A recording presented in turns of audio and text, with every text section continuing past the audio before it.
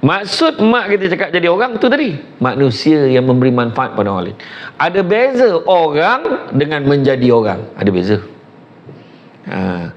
Kan mak kita ni, jadi orang dah dia. Selama ni memang teruk panggil dia, tiba jadi orang dah dia. Kerja elok apa semua dulu dengan mandi, dengan ponteng sekolah, pukulnya, bulilah apa, mencuri kat reban ayam orang semua. Dulu jadi pegawai dah dia. Dulu habis dusun durian orang semua disapunya. Habis macam-macam tayar apa semua. Habis mula curi barang orang, buah-buah orang semua dicurinya. Alhamdulillah dah kerja kat si Malaysia. Contohlah Zamri namanya, contoh.